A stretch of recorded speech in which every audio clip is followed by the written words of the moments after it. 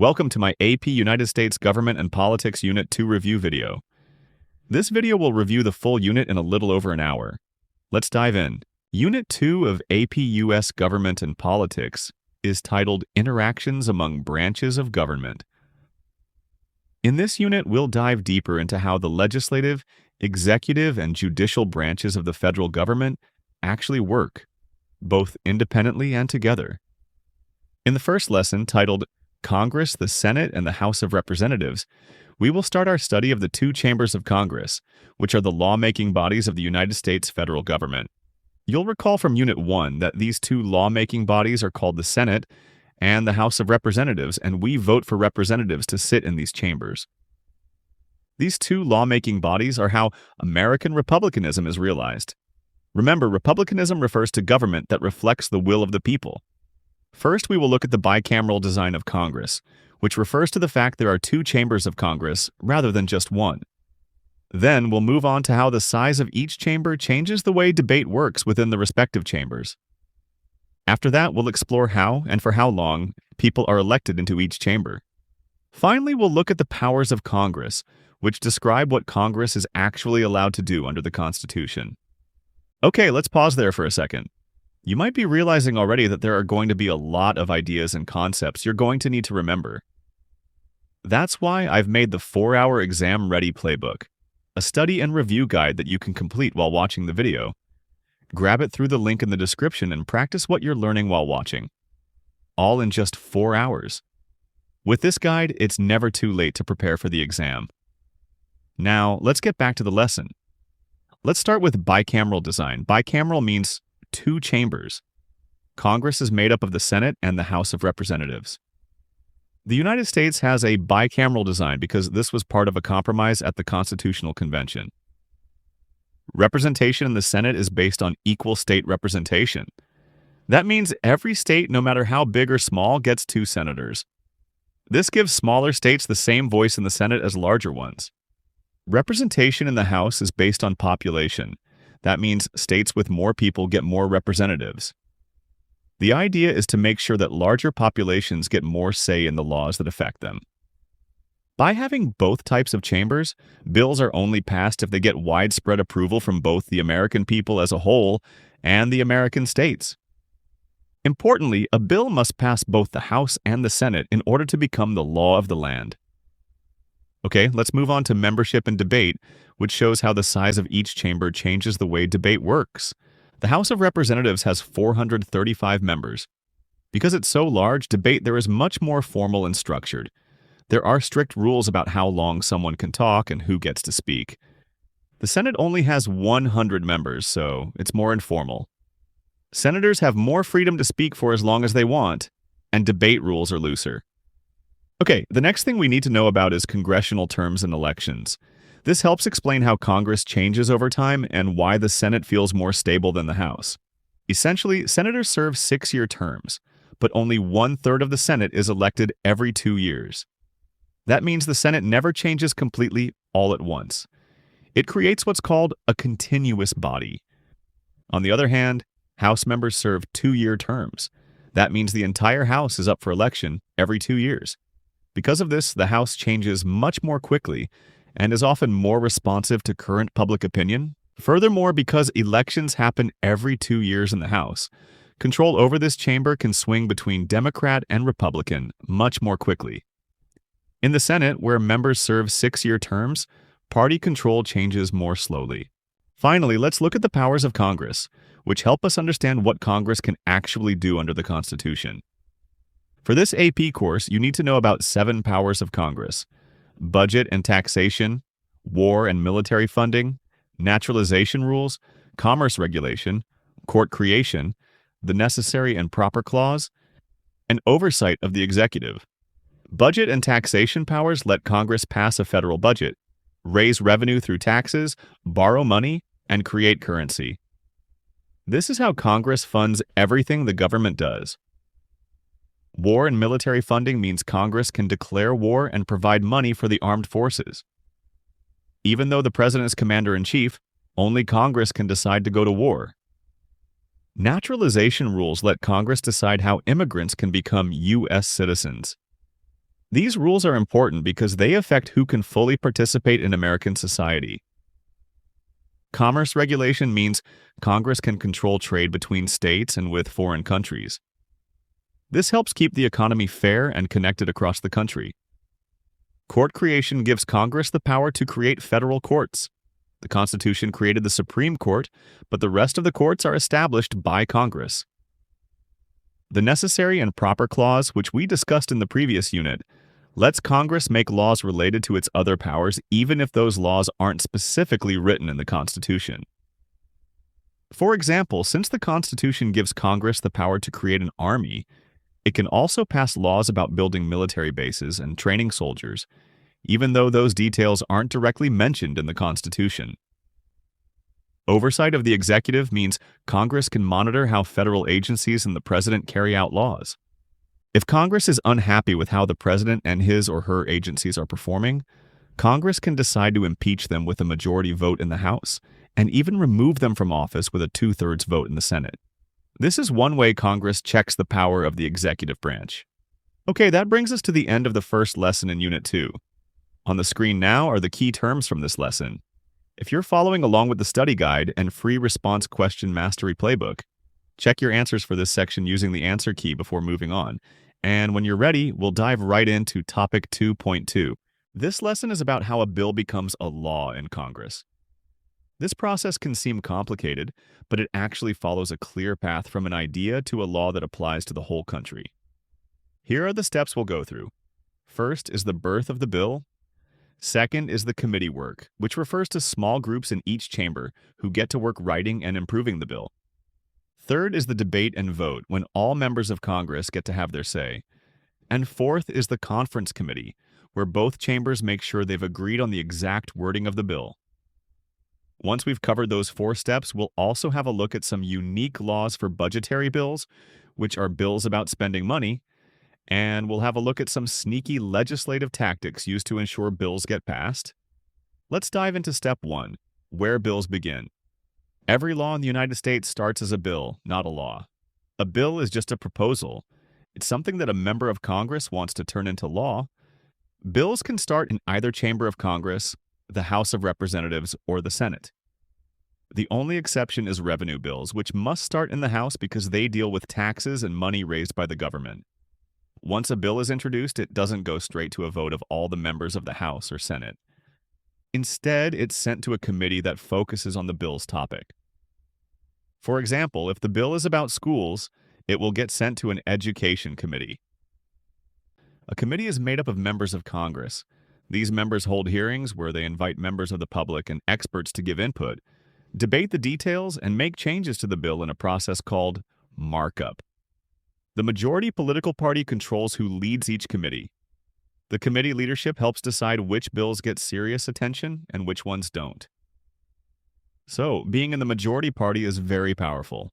After hearings and markup, the committee votes to either approve or reject the bill. If it's approved, it moves forward to be debated by the full chamber of Congress.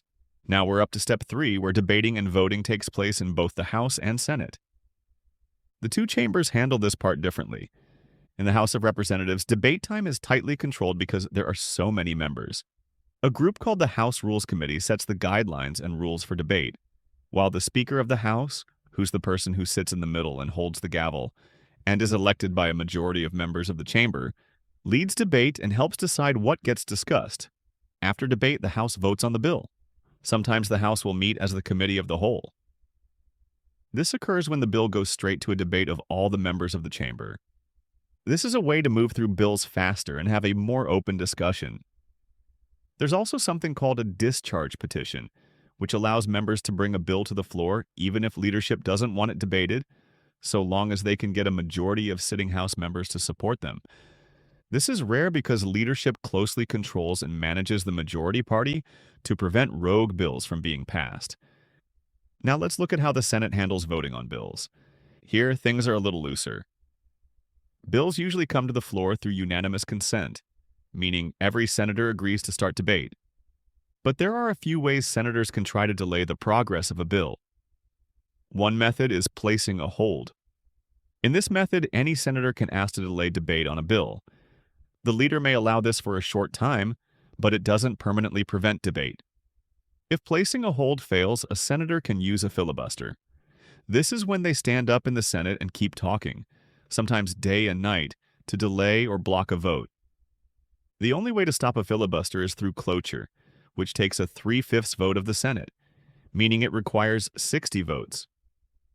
Overall, the debate can be delayed by Senate tactics, but it will usually eventually end, and then the Senate votes on its version of the bill. Our fourth step is called conference committee. Often, due to debate and markup in each chamber of Congress, the House and Senate end up passing different versions of the same bill, meaning there might be some differences in wording between the House and Senate versions. To resolve this, a conference committee made up of members from both chambers meets. After the conference committee agrees on a final version, both chambers must pass that identical version before it goes to the president. We'll deal with the president's role later in this unit. Okay, so that's the general process for passing bills into law. But this lesson requires that you know about two more things: special budget rules and sneaky legislative tactics. In terms of budget rules, this same process for passing bills generally applies. However, a budget bill must account for two main categories of federal spending: mandatory spending and discretionary spending. Mandatory spending is money that must be spent according to law. This includes programs like Social Security, Medicare, and Medicaid. Congress can't easily change these without passing new laws.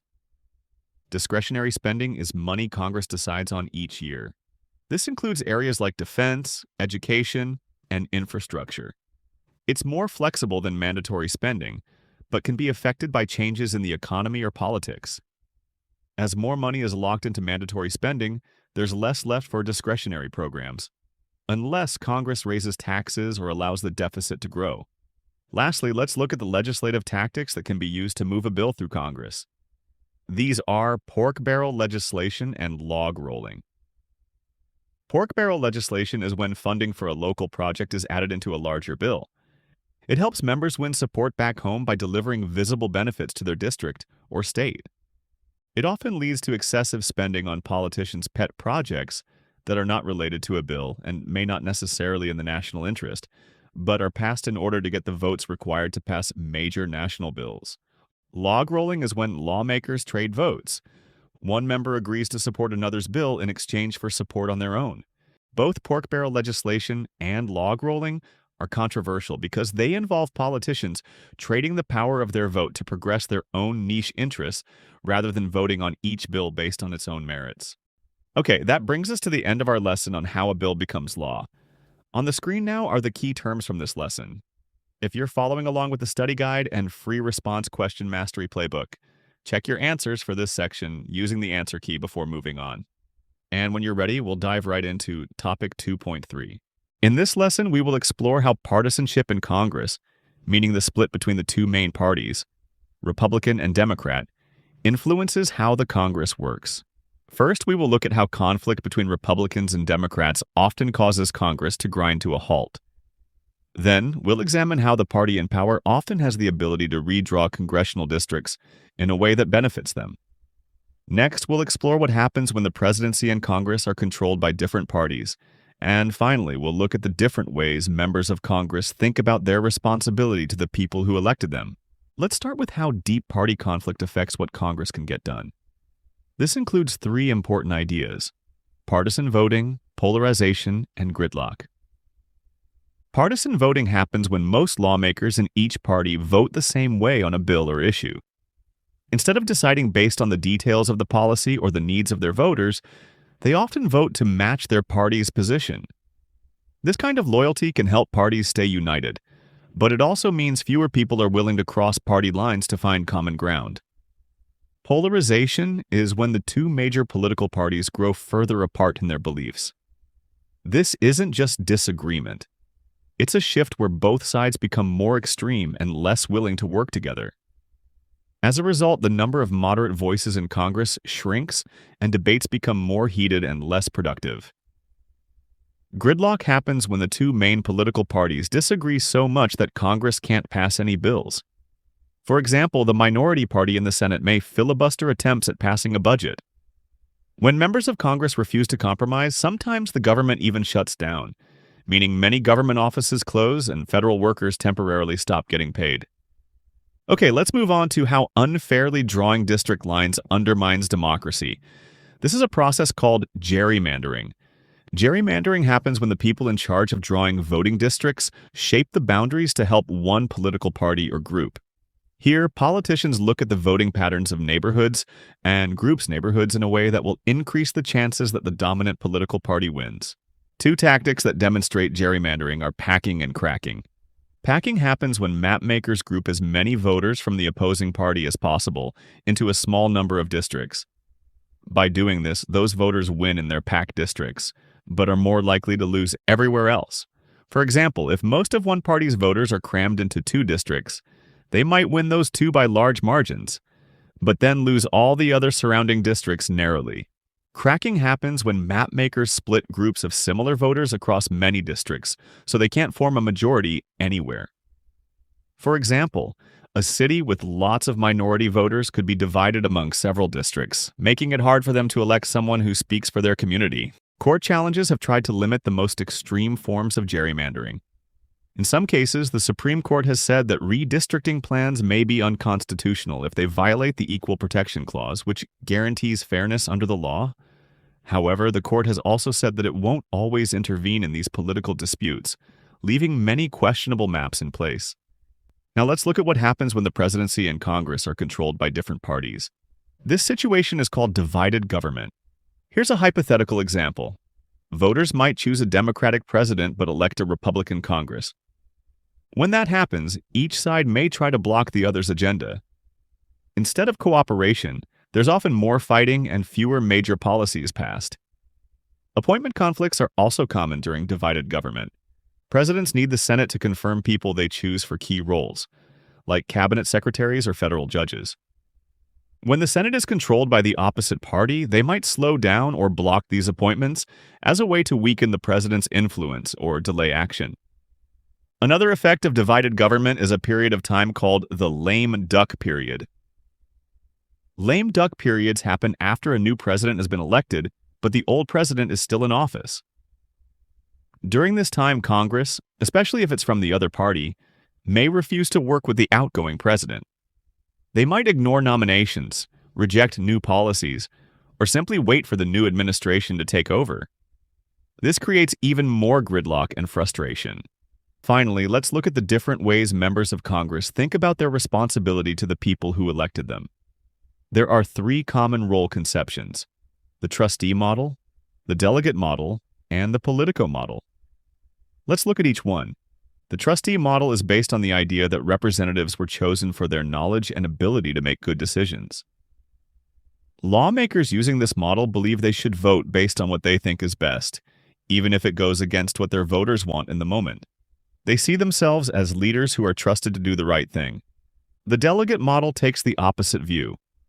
Lawmakers who follow this model believe their job is to act as a voice for the people who elected them. That means voting the way their constituents want, even if the lawmaker personally disagrees. This approach treats Congress like a mirror of public opinion. The politico model blends the other two. Lawmakers using this model sometimes vote their conscience and other times follow their constituents' wishes. They may act like trustees on big national issues, but as delegates on local concerns. Okay, that brings us to the end of congressional behavior. On the screen now are the key terms from this lesson. If you're following along with the study guide and free response mastery playbook, check your answers for this section using the answer key before moving on. And when you're ready, we'll dive right into topic 2.4. In this lesson, we will pivot to an exploration of the president and his or her leadership role in the federal government. First, we will look at the president's key sources of support, which include important offices and people that help get things done. Then we will turn to the different types of powers the president uses, both written in the Constitution and developed over time. Let's start with the support network that helps the president lead effectively. This includes the vice president, the cabinet, and the executive office of the president. First, the vice president is the second highest executive official and steps in if the president can't serve. Depending on the administration, the vice president may take on major responsibilities, like leading task forces or helping with foreign policy. Next, the cabinet is made up of the heads of major federal departments like defense, education, and state. The cabinet's main job is to give advice to the president on big issues in their area of expertise and to run their departments according to the president's goals. Finally, the executive office of the president includes expert teams and advisors who help the president manage national security, the economy, and the federal budget. These staff members are not in charge of departments, but give the president daily briefings, conduct research, and help shape decisions across many policy areas. Okay, let's move on to the powers the president uses to lead the country. These powers come in two forms: formal powers that are written in the Constitution, and informal powers that are not written into law, like persuading Congress to act by making speeches or meeting behind the scenes. We'll look at 5 key types of presidential power: vetoes and pocket vetoes, foreign policy powers, bargaining and persuasion, executive orders, and signing statements. For each type of power, I'll indicate whether it's formal, informal, or both. First, vetoes and pocket vetoes are formal powers that give the president a way to reject bills passed by Congress. A regular veto can be overridden by a 2/3 vote in both the House and Senate. A pocket veto happens when the president doesn't sign a bill, and a congressional session ends before 10 days pass. If Congress is still in session and the president does nothing for 10 days, the bill automatically becomes law without the president's signature. So, a pocket veto is only possible when Congress is within 10 days of adjourning for a summer or winter break. Next are foreign policy powers. The president has formal foreign policy powers like being commander-in-chief of the military and negotiating treaties with other countries. These treaties require Senate approval. The president also has informal powers like making executive agreements which are like treaties but don't need Senate approval. For example, in 2015, President Obama made an executive agreement with other nations through the Paris Climate Agreement to reduce global carbon emissions. Because it was an executive agreement, he did not need the Senate's approval to join it. Now let's look at bargaining and persuasion. These informal powers let the president influence Congress by putting pressure on them. Examples of bargaining and persuasion include negotiating with lawmakers to see if they can make deals to progress policy agendas, and using public speeches to build public support for their agenda. Executive orders are written instructions from the president to the executive branch, such as instructions to the vice president or secretary of education. They let the president direct how federal agencies operate and carry out laws. These orders don't need Congress's approval but must be based on existing legal authority. Lastly, signing statements are short messages the president writes when signing a bill into law. These statements often explain how the president understands the law and how they intend to enforce it. They don't change the law but can influence how it's put into practice. Okay, that brings us to the end of our section on the roles and powers of the president. On the screen now are the key terms from this lesson. If you're following along with the study guide and free response question mastery playbook, check your answers for this section using the answer key before moving on. And when you're ready, we'll dive right into Topic 2.5. In this lesson, we will explore how the powers of the president are checked by other parts of the government, especially Congress and the courts. First, we will look at how the Senate confirms key appointments made by the president. Then, we'll explore how the president's longest-lasting influence often comes from judicial appointments. And finally, we'll look at how policy disagreements between the president and Congress can lead the president to take action through executive orders. Let's start with how the Senate confirms presidential appointments, which is one of the clearest ways Congress can check the president's power. When the president chooses people to fill top government jobs, many of those choices need to be approved by the Senate.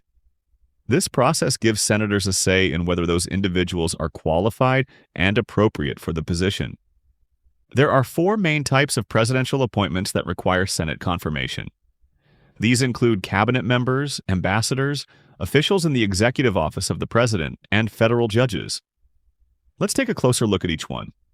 First, the president selects cabinet members who lead major departments like the Department of State or Department of Defense. These people help the president make and carry out decisions. Because these roles are so powerful, the Senate has to approve each pick to make sure the person is fit for the job. Next are ambassadors who represent the United States and other countries. These individuals help manage international relationships and speak on behalf of the U.S. government. The Senate confirms ambassadors to ensure the president isn't choosing someone unqualified or politically risky for a sensitive diplomatic job. Another group that sometimes needs Senate approval includes key officials in the executive office of the president, which we discussed in the previous lesson. In the last lesson, I said that most people in the executive office do not need Senate approval. Examples include the chief of staff and press secretary. However, a small few do. These include the director of the Office of Management and Budget and the U.S. Trade Representative. Finally, the Senate must confirm the president's appointments to the federal courts, including Supreme Court justices, Court of Appeals judges, and district court judges. These judges serve for life, so senators take this role seriously. A single judge can shape how laws are interpreted for decades, which makes this one of the most important checks on the president's choices. Okay, let's move on to the long-term influence of judicial appointments, which goes far beyond the president's time in office. While presidents can make many short-term decisions, the people they choose to become federal judges, especially those on the Supreme Court, can stay in power for life. This means that a president might leave office after 4 or 8 years, but their judges can continue shaping American law for 30 years or more. Even though the Senate must confirm these judges, once they're on the bench, they are mostly independent and can't be removed easily. That makes these appointments a powerful and lasting legacy of any presidency. Some nominations also make history, like when Ronald Reagan appointed Sandra Day O'Connor, the first woman on the Supreme Court, or when Lyndon Johnson appointed Thurgood Marshall, the first African-American justice. These decisions helped shape the court's legacy and symbolized broader shifts in American society. Now let's finish with how policy disagreements between the president and Congress can lead to a different kind of action. When the president's priorities don't match what Congress wants to do, especially if Congress is controlled by the other party, it can be hard to get laws passed. In these cases, the president might turn to executive orders or give instructions to federal agencies to carry out parts of their agenda without waiting for Congress. This sidesteps Congress but is less powerful because the president still has to act within the law and cannot do anything they want. Nevertheless, presidents have often given executive orders and directives that some legal scholars may consider going beyond their powers. For example, multiple presidents have invoked their role as commander-in-chief to conduct military actions in Vietnam, Iraq, Kosovo, Libya, and Syria without requesting congressional declarations of war. The line between a military action and a war is subjective, meaning the president may choose to test the limits of their unilateral powers.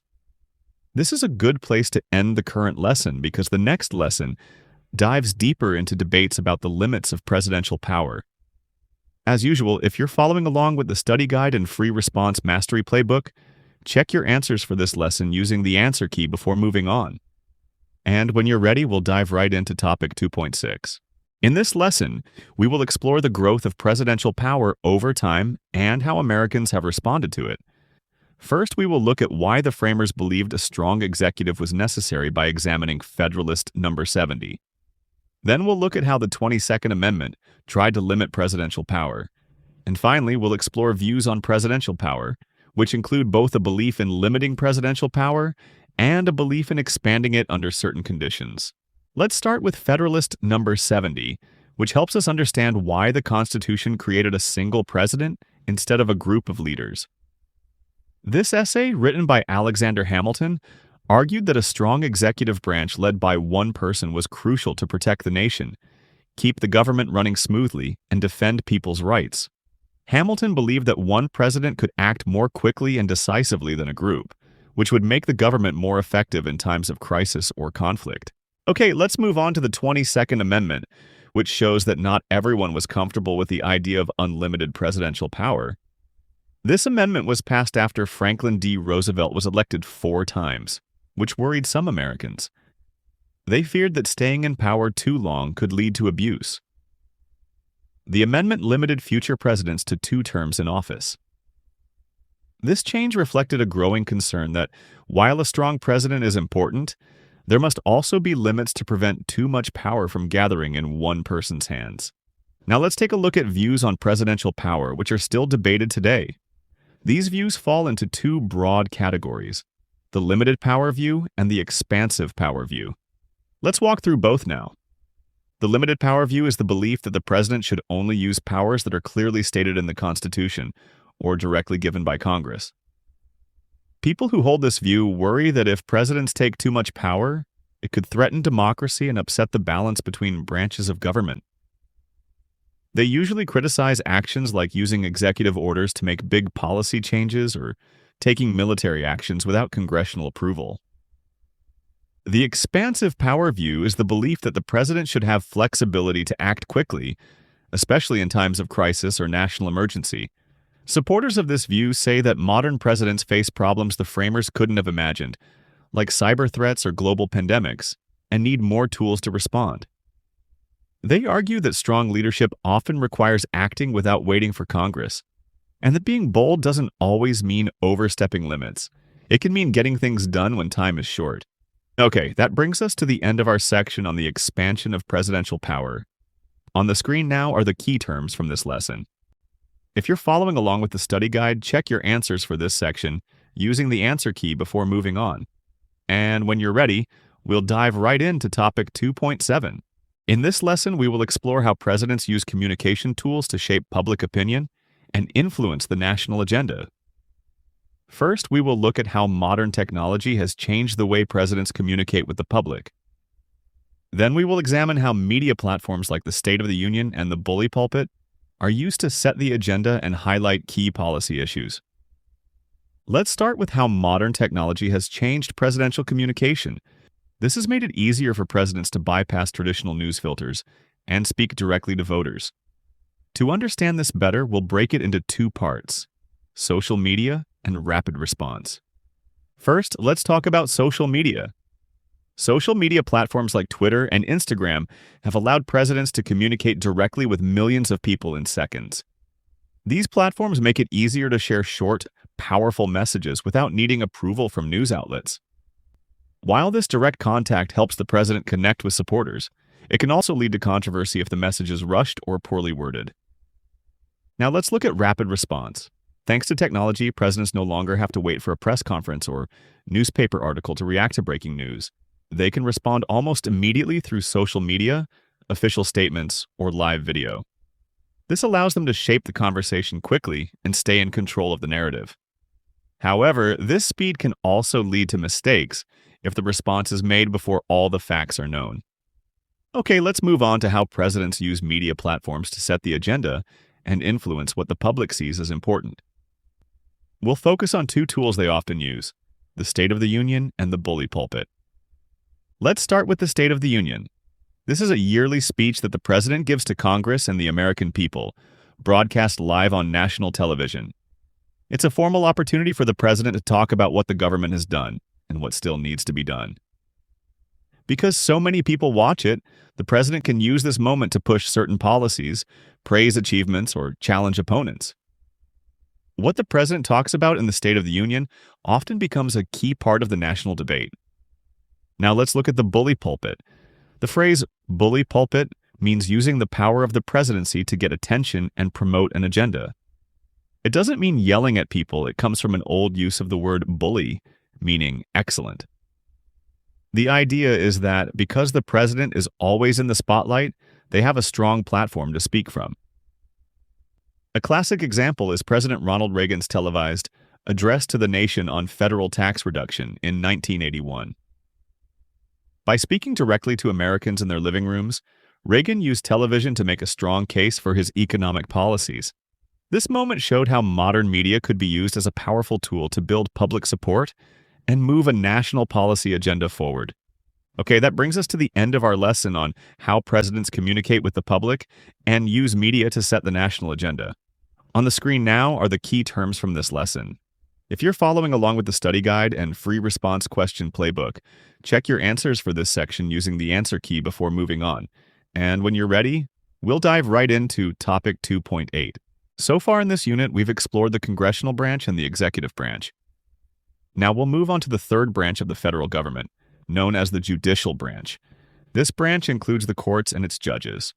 In this first lesson on the judicial branch, we will explore how the Constitution and early political writings built the foundation for judicial power and independence in the United States. First, we will look at how Article 3 of the Constitution outlines the structure and power of the judicial branch. Then we'll explore how Federalist number 78 argues that judicial independence helps check the power of the other branches. Let's start with Article 3. This article establishes a national court system, led by the Supreme Court. It sets the basic rules for how the courts work and why they matter. Before Article 3, there was no national court system at all. So Article 3 was important because it created a new branch of government focused just on interpreting laws. To understand Article 3 fully, we'll look at three parts: the role of Article 3, the powers it gives the courts, and how it helps keep the judiciary independent. Firstly, Article 3 says that the United States has one Supreme Court, and Congress can create other lower courts if needed. The Constitution doesn't say how many judges there should be or how the courts should run. That's up to Congress. But it makes clear that courts have the power to settle legal disagreements. Secondly, Article 3 gives federal courts the power to interpret the wording of the Constitution, laws made by Congress, and disagreements between states. It is the role of the courts to say whether actions are legal or illegal. Thirdly, Article 3 also helps protect the courts from political pressure by saying that judges serve for life unless they break the law. It also says that their pay can't be lowered while they are in office. These two protections are there to make sure judges can make decisions based on the law, not based on what Congress or the president might want. Okay, let's move on to Federalist number 78, which explains why judicial independence is essential. This document was written by Alexander Hamilton. We'll break down the three key ideas from this essay: the importance of independence, the power of judicial review, and the limits on judicial power. First, let's talk about the importance of independence. Hamilton argued that the courts must be separate from the other branches to make fair and unbiased decisions. Judges need to be able to follow the Constitution, even if it means going against what Congress or the president wants. Next is the power of judicial review. This is the idea that courts can strike down laws that go against the Constitution. Hamilton explained that the Constitution is a higher law, and it's the court's job to make sure all other laws follow it. Finally, let's look at the limits on judicial power. Hamilton knew that some people were afraid the courts would become too powerful. He reassured them by saying that the judicial branch is the least dangerous of the three. Courts don't control money, don't control armies, and can't write laws. Their only power is to interpret laws that already exist. Okay, that brings us to the end of this first lesson on the judicial branch. On the screen now are the key terms from this lesson. If you're following along with the study guide and free response question mastery playbook, check your answers for this section using the answer key before moving on. And when you're ready, we'll dive right into topic 2.9. In this lesson, we will explore how the judicial branch makes decisions and how those decisions can change over time. First, we'll look at the concept of stare decisis. Then we'll look at how the changing makeup of the Supreme Court can shift its decisions and even overturn past rulings. First, let's look at the meaning of stare decisis. Stare decisis is a Latin phrase that means let the decision stand. It is the legal principle that courts should follow earlier rulings called precedents when deciding cases that are similar. A precedent is a past decision made by a court that acts as a guide for future cases. This idea keeps the law consistent and helps people know what to expect from the justice system. Judges don't always have to follow precedent, but they usually do unless there's a very strong reason to change direction, like a past decision being outdated or clearly unfair. Okay, let's move on to how changes in the Supreme Court can affect its decisions. This part of the lesson has three key parts: how justices are appointed, the impact of new appointments, and how these appointments can lead to overturned precedents. First, let's look at how justices are appointed. Supreme Court justices are nominated by the president and must be confirmed or rejected by the Senate. Presidents often nominate justices whose judgments tend to agree with their political and legal beliefs. If the president and Senate are controlled by the same party, it's more likely that the president will manage to appoint a Supreme Court justice whose legal judgments tend to side with their political views. Once the Supreme Court justice is confirmed, they serve for life unless they retire, resign, or are removed through impeachment and trial in Congress. Only one justice in history has been impeached. His name was Justice Samuel Chase, and his 1804 impeachment by the House failed to remove him from the court because the Senate trial acquitted him. He continued to serve on the court until his death in 1811. This shows how hard it is to remove a Supreme Court justice once they have been approved. Next, let's look at the impact of new appointments. Every justice brings their own way of thinking about the Constitution and the role of government. Over time, as older justices leave and new ones are appointed, the overall beliefs of the court can shift. A court that was once more liberal might become more conservative, or the other way around. This shift affects how the court rules on major issues like civil rights, gun laws, or abortion. When the makeup of the court changes, the new majority may ignore stare decisis because they see some past decisions as being wrongly adjudicated. A famous recent example was the case of Dobbs versus Jackson Women's Health Organization in 2022. A string of conservative appointments to the Supreme Court by President Trump created a situation where there was a majority of justices willing to overturn the 1973 Roe v. Wade decision on legal abortion. This ended federal protection for the practice of abortion and returned the issue to the states. Okay, that brings us to the end of our lesson on how the judicial branch uses precedent and how its decisions can shift with changes in the court. On the screen now are the key terms from this lesson. If you're following along with the study guide and free response question mastery playbook, check your answers for this section using the answer key before moving on. And when you're ready, we'll dive right into topic 2.10. This lesson goes deeper on an issue we've already touched on previously: judicial independence. This means that the Supreme Court operates independently of the other branches of government. It doesn't have to do what the President or Congress demand of it. In this lesson, we'll explore how it keeps its independence and then start our discussion on debates over the court having too much power. Let's start with how judicial independence is achieved. The main mechanism for achieving independence is life tenure. As we've seen in the previous lesson, this means that justices don't have to run for re-election and are not pushed out of office. This rule is written into the Constitution and was designed to keep judges free from the pressure of elections or changing public opinions. If justices had to worry about being re-elected or reappointed, they might change their rulings to stay popular instead of focusing on what the law says. Thanks to judicial independence, the court sometimes makes decisions that go against what much of the public wants or what the other branches of government prefer. For example, in Obergefell versus Hodges, the Supreme Court ruled that same-sex couples have a constitutional right to marry, even though 35 out of 50 states had laws banning same-sex marriage at the time. Next, let's talk about debates about the Supreme Court's power, which often happen after a controversial court decision. When the Supreme Court makes a decision that changes a national law or strikes down something passed by Congress, some people argue that the court is overstepping its authority. These critics believe that 9 unelected justices should not have the final say in major political questions. If the majority of a democratic country wants something to happen, the court shouldn't have the power to stop it. Others argue that the court is doing exactly what it was designed to do: protect the Constitution, even when that means saying no to the other branches of government or the majority of voters.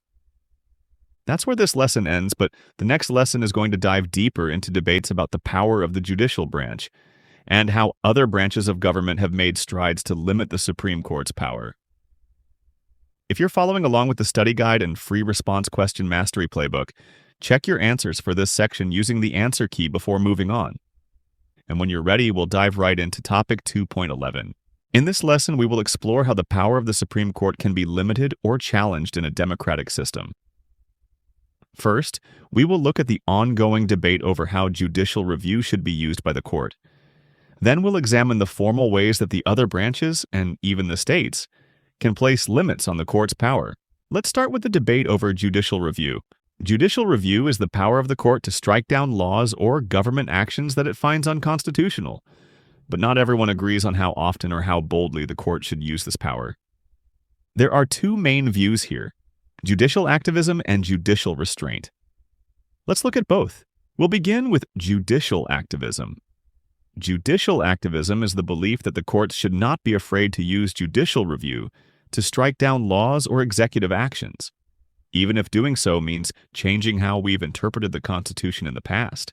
People who support this view often think the court should take an active role in protecting rights and updating how we understand the law to match the needs of modern society. Now let's turn to judicial restraint. Judicial restraint is the opposite idea. It says the courts should be very careful about intervening in congressional decisions and the law. Judges who follow this view believe that they should stick closely to what past court decisions say and avoid making big changes unless absolutely necessary. The idea is to leave most decisions to the elected branches, Congress and the President, who represent the people directly. So, judicial activists are more willing to overturn judicial precedent and assert the power of the courts, while judicial restraint is all about standing back and making minimal changes or interventions. Okay, let's move on to the formal ways the court's power can actually be limited by other parts of the government. These are important to understand because even though the court is independent, it's not untouchable. There are 5 key formal checks we'll look at: congressional legislation, constitutional amendments, appointments and confirmations, implementation delays, and limits on the court's jurisdiction. First is congressional legislation. The Supreme Court's job is to interpret laws when resolving disputes. It isn't the court's role to write laws.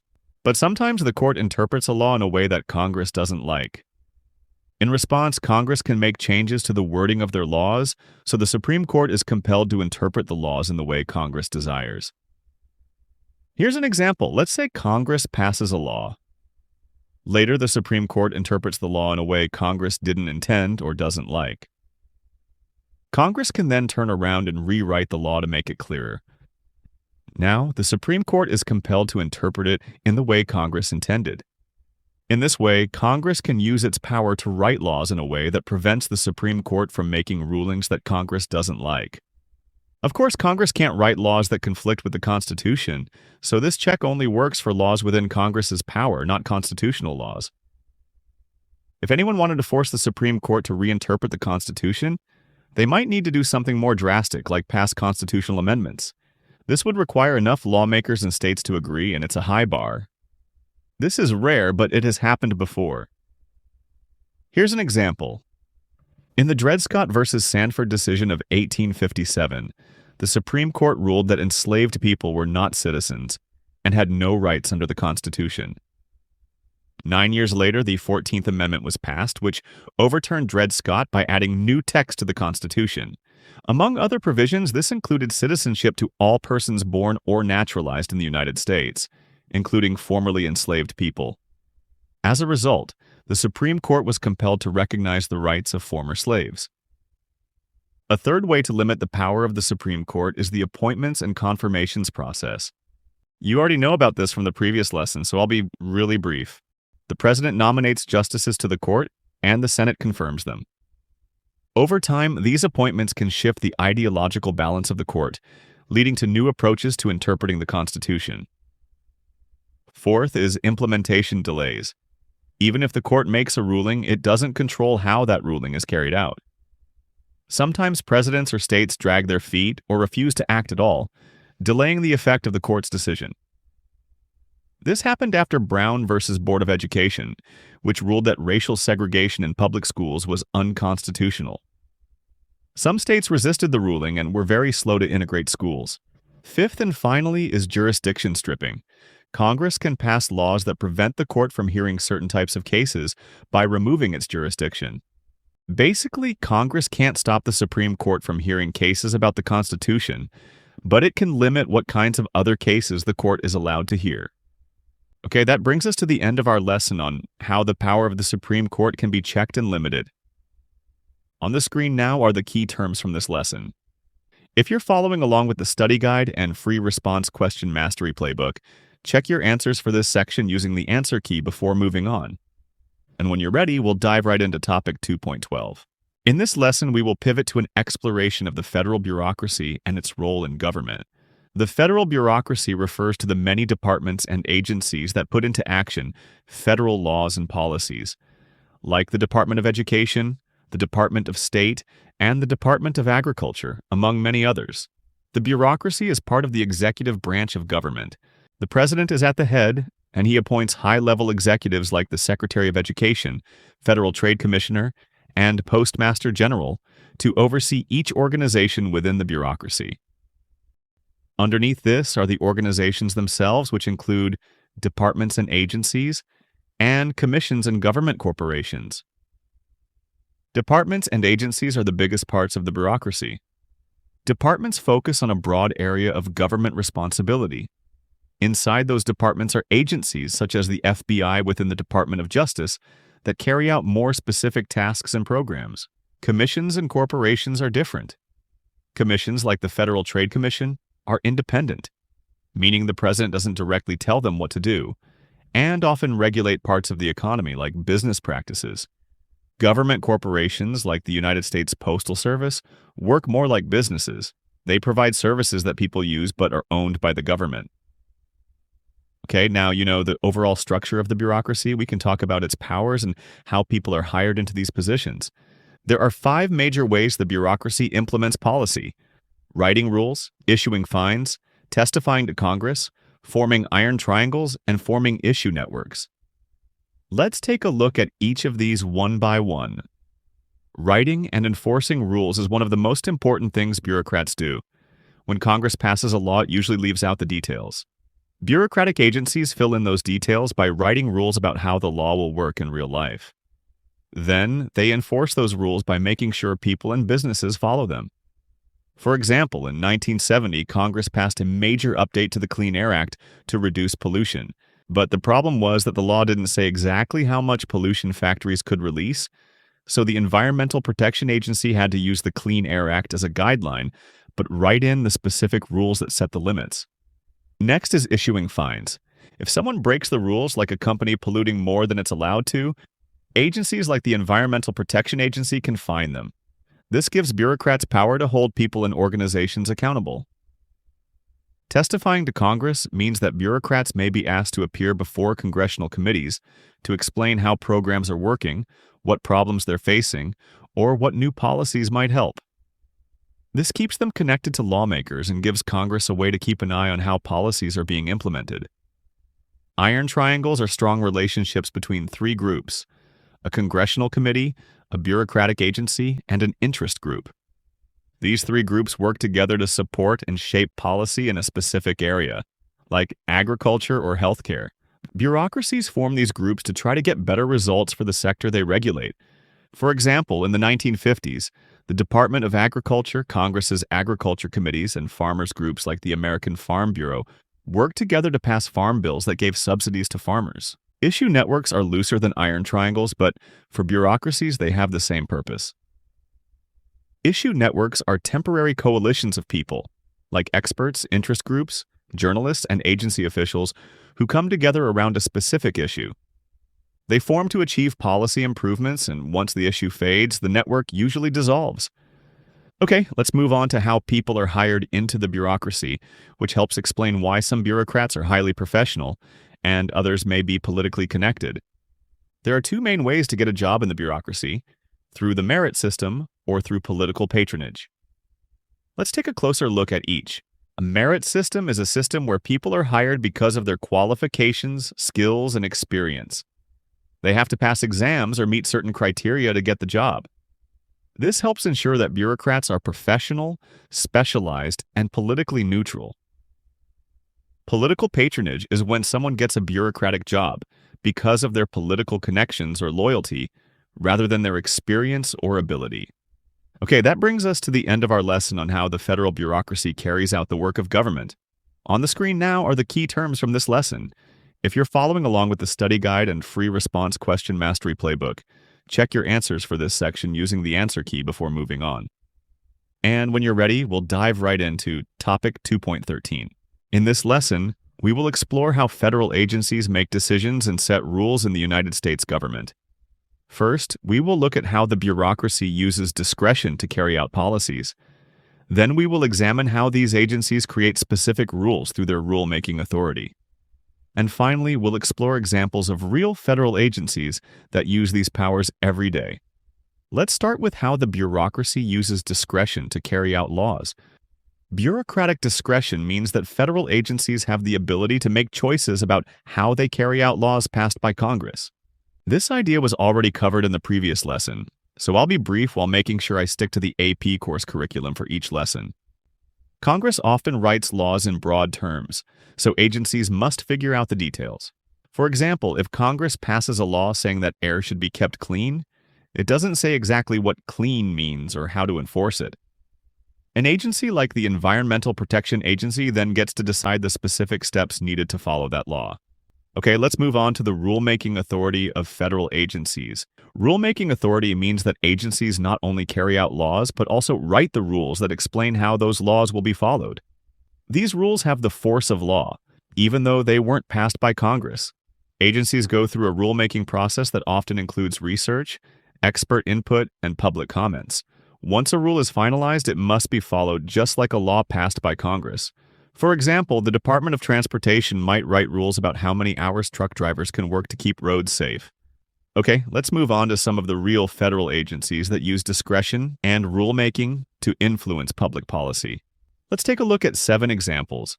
These are the examples given to us in the course curriculum, so don't be surprised if they turn up in the exam. The Department of Homeland Security focuses on protecting the country from threats like terrorism and natural disasters. It uses discretion to set airport security rules or respond to emergencies. The Department of Transportation manages the country's roads, railways, and air travel. It uses its rulemaking power to create safety standards, like how much rest time truck drivers must have between long trips. The Department of Veterans Affairs supports people who served in the military. It makes rules about benefits, healthcare, and housing programs for veterans, often using discretion to decide who qualifies and how services are delivered. The Department of Education oversees schools and education policy. It might write rules about student loans, school safety, or testing standards, interpreting laws passed by Congress and applying them to real classrooms. The Environmental Protection Agency protects the environment. It uses its authority to set rules about air and water pollution, deciding things like how much carbon dioxide a factory can release into the air. The Federal Elections Commission regulates federal elections. It creates rules about campaign donations and spending, helping to ensure elections are fair and transparent. The Securities and Exchange Commission monitors the stock market and financial institutions. It writes rules that prevent fraud and protect investors. Okay, that brings us to the end of our lesson on how the federal bureaucracy uses discretion and rulemaking authority. On the screen now are the key terms from this lesson. If you're following along with the study guide and free response question mastery playbook, check your answers for this section using the answer key before moving on. And when you're ready, we'll dive right into topic 2.14. In this lesson, we will explore how the federal bureaucracy is held accountable by both Congress and the President. First, we will look at how Congress keeps an eye on the bureaucracy to make sure it follows the law. Then we'll examine how the President influences and controls the bureaucracy. Let's start with how Congress keeps the bureaucracy in check, which is known as congressional oversight. This means that Congress watches over federal agencies to make sure they are doing what the law says. Congressional oversight has 4 major parts: review and supervision, hearings and investigations, the power of the purse, and limiting presidential power. First, let's look at review and supervision. This means that members of Congress and their staff keep track of what agencies are doing day to day. They make sure that the agencies are working the way Congress intended when they pass the laws. This can include reading reports, visiting agencies, and talking with agency leaders. Next, we have hearings and investigations. Congress can hold official meetings called hearings to ask questions and gather information from agency officials. If something seems wrong or unclear, they can start a formal investigation. These tools help Congress get the facts and figure out whether changes need to be made. Another tool Congress has is called the power of the purse. This means that Congress controls how much money agencies receive. If Congress is unhappy with how an agency is doing its job, they can cut its funding or refuse to give it more money. That gives Congress a strong way to influence agency behavior. Finally, congressional oversight also serves to limit the power of the president. When executive agencies carry out policies the president supports, Congress can step in and review those actions. If they think the president is going too far, Congress can pass new laws to restrict the president's ability to direct the bureaucracy. Okay, let's move on to how the president influences the bureaucracy. There are two main factors here: the role of the president's ideology and authority, and the president's role in compliance monitoring. First, presidential ideology and authority shape how agencies work. A president's beliefs and priorities affect which issues get attention. For example, if a president believes strongly in environmental protection, agencies like the Environmental Protection Agency may become more active during their time in office. Okay, let's move on to compliance monitoring, which is one more way the president can hold the bureaucracy accountable. The purpose of monitoring is to make sure agencies are doing what they're supposed to do. This includes checking that federal money is being spent the right way and that laws and regulations are being followed. However, compliance monitoring can also create challenges for policy implementation. Sometimes, the effort to check everything slows down how fast agencies can act. It can also create tension between agencies and oversight bodies if there's disagreement over how things are being done. Okay, that brings us to the end of our lesson on how the federal bureaucracy is held accountable. On the screen now are the key terms from this lesson.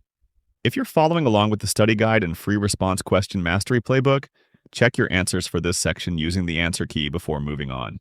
And when you're ready, we'll dive right into topic 2.15. In our previous lesson, we looked at how Congress and the president hold the federal bureaucracy accountable on a day-to-day level through tools like funding, investigations, and leadership decisions. In this lesson, we're going to zoom out and explore the bigger picture, how each branch of government uses its powers to shape the role of bureaucracy in the political system. First, we'll explore the tools each branch uses to assert its authority over the bureaucracy in broader structural ways. Then we'll look at how this balance of power opens up access points for people and groups to try to shape government policy. And finally, we'll see how the sharing of powers between branches can limit or slow down the policymaking process. Let's start with the tools each branch uses to assert its authority over the bureaucracy. This includes three areas: congressional tools, presidential tools, and judicial review. Let's look first at congressional tools. Congress uses both formal and informal tools to shape the behavior of bureaucratic agencies. It writes the laws that agencies must follow. It can also pressure them through letters, public hearings, and meetings. One historical example is the legislative veto, a rule that allowed Congress to cancel actions by executive agencies. For example, if the head of the Department of Education, called the Secretary of Education, made a rule requiring all public school students to wear a school uniform, Congress used to have the power to overpower the Secretary of Education's decision. They didn't have to pass a law to change the Secretary's decision.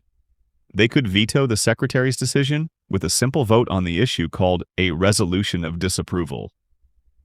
However, in the 1983 case titled Immigration and Naturalization Service versus Chadha, the Supreme Court struck down this practice. The court said that letting Congress overturn executive actions without passing a full law violated the Constitution's separation of powers. Now let's look at presidential tools. The president has both formal and informal ways to influence the bureaucracy. Formally, the president appoints agency heads and can issue executive orders that set priorities. Informally, the president can use political pressure and media messaging to influence how agencies operate. For example, the president might publicly criticize an agency's decision in a press conference to pressure it into changing course. Finally, we'll look at judicial review. Courts don't run agencies, but they play an important role in limiting agency power.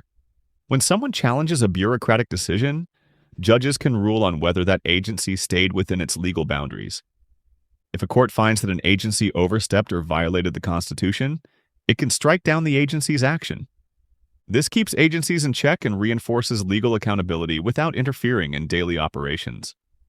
Okay, let's move on to how the structure of government creates access points for influence. This concept of multiple access points has been covered in Unit 1, but remember, the fact that it keeps reappearing in the course framework tells us something. It's important to know and is likely to appear in the exam. That said, I'll be quick through this part.